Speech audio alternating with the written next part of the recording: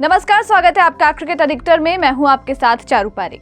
शनिवार को international cricket council यानी कि आईसीसी को उसका नया बॉस मिल गया है। न्यूजीलैंड क्रिकेट के डायरेक्टर ग्रेग बार्कले को एक बार फिर से ये जिम्मेदारी मिली है। सभी की सहमति के साथ एक बार फिर से उन्हें आईसीसी का चेयरमैन बना दिया गया है। लगातार दूसरी बार वो इस पोजीशन के लिए चुने गए हैं।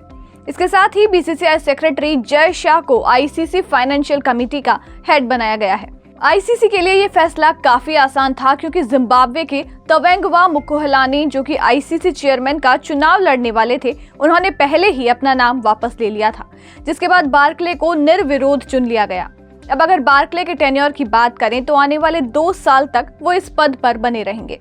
हालांकि पहले माना जा रहा था कि इस बार आईसीसी को कोई नया बॉस मिलेगा, क्योंकि ऐसा अनुमान था कि बार्कले चुनाव के पहले ही अपनी पोजीशन छोड़ देंगे और दूसरी बार के लिए नॉमिनेशन फाइल ही नहीं करेंगे। अगर ऐसा होता तो इस बार आईसीसी को एक नया चेयरमैन मिलता, लेकिन ऐसा नहीं हुआ और बार्कले ने अपने टेन्योर को बढ़ाने का डिसीजन लिया। ग्रेग बार्कले कौन है ये भी आपको बताते हैं। दरअसल बार्कले ऑकलैंड के कमर्शियल लॉयर हैं और 2 साल पहले यानी कि नवंबर 2020 में पहली बार वो आईसीसी के चेयरमैन बने थे। इसके अलावा वो न्यूजीलैंड क्रिकेट के चेयरमैन भी रह चुके हैं और उन्हें 2015 वनडे वर्ल्ड कप का डायरेक्टर भी बनाया गया था। जब आईसीसी चेयरमैन चुनाव की बात सामने आई थी तब अनुमान लगाया जा रहा था कि शायद इस बार सौरव गांगुली को ये जिम्मेदारी मिले और उनके बीसीसीआई चीफ की पोजीशन से हटने के बाद ये चर्चा और भी तेज हो गई थी। लेकिन गांगुली ने इसके लिए नॉमिनेशन ही फाइल नहीं किया।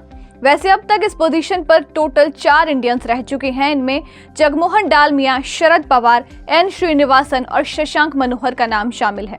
अगर सौरव गांगुली नॉमिनेशन फाइल करते तो शायद आईसीसी को 5वां इंडियन प्रेसिडेंट मिल जाता।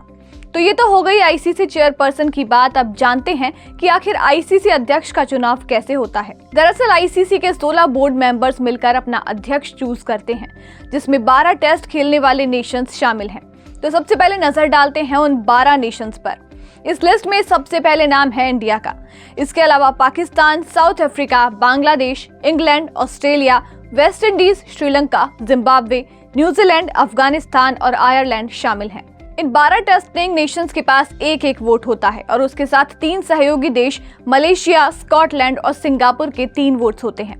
1 वोट आईसीसी के इंडिपेंडेंट डायरेक्टर का होता है और इस पोजीशन पर फिलहाल पेप्सिको की इंदिरा नूई हैं। इनमें से 9 या फिर 51% वोट जिस भी कैंडिडेट को मिल जाते हैं वो आईसीसी का नया प्रेसिडेंट बन जाता है। हालांकि इससे पहले प्रेसिडेंट बनने के लिए 2/3 मेजॉरिटी की जरूरत पड़ती थी, लेकिन अब इसके रूल्स में कुछ अमेंडमेंट्स कर दिए गए हैं। फिलहाल अगर बीसीसीआई की बात करें तो आईसीसी में बीसीसीआई की स्थिति काफी मजबूत है, क्योंकि बीसीसीआई दुनिया का सबसे रिच क्रिकेट बोर्ड है।